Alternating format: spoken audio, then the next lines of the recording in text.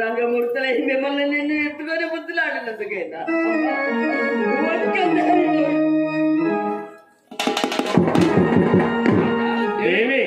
ఈ పక్షులలో ఈ మేతలు పుట్టట్లేదు. అవును, మరి ఏం చేద్దాం? దేవి రంగమ్మ, అవి తింటే ఎంత తినకపోతే ఎంత. తిరుపతి అంటే చాలా దూరం ఉన్నది కదా, త్వరగా వెళ్ళిపోవాలి అని చెప్పేసి శివరామయ్య శివాలను వెగబాకి మళ్ళా గుంట్లో వదిలి పెట్టి వచ్చాడు. ఇక మళ్ళీ కట్టండి అని చెప్పి శివరామయ్య రంగమ్మ తల్లి కూడా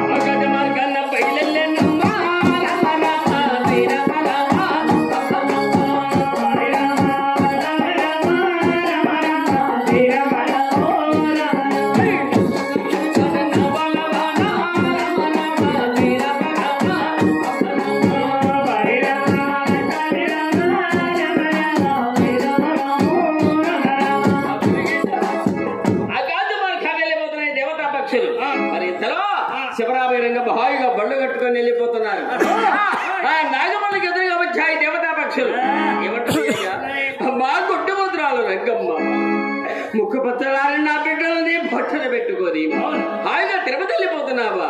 అమ్మా రంగమ్మ, నువ్వు పోయేది ఆ సంతానం కోసమే. అమ్మా, ఈనాడు మా బిడ్డల కోసమై ఏ విధంగా మేము గర్భశోకం అనుభవిస్తున్నాము, రేపు నీకు పుట్టబోయే బిడ్డ కోసమై ఇదే గర్భశోకం అనుభవింపక తప్పదు అని చెప్పి అలా శాపం హించాయి దేవతా పక్షులు. శివరామయ్య రంగమ్మ తల్లి కూడా ఎలా ఉన్నారయ్యా? అత్తమన్న గర్వం చేత బలం చేత అయ్య వెంకటేశ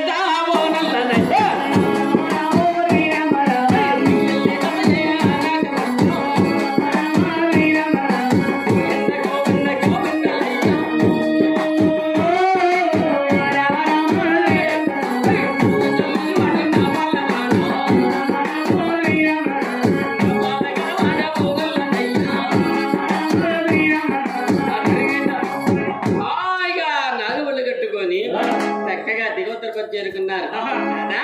నాదా ఇదే దేవ తిరుపతి అంటారు. అమ్మాయ్యా ఇప్పుడు వచ్చావు అనమాట. దేవి నువ్వు ఇంటి దగ్గర తిరుపతి తిరుపతి అంటే ఏమనుకున్నా అమ్మాయ్యా ఇక్కడ పళ్ళిడ్చుకొని కాస్తంత పాసి వండుకొని ఇంటికి పోవాలి. ఏమంటుకున్నా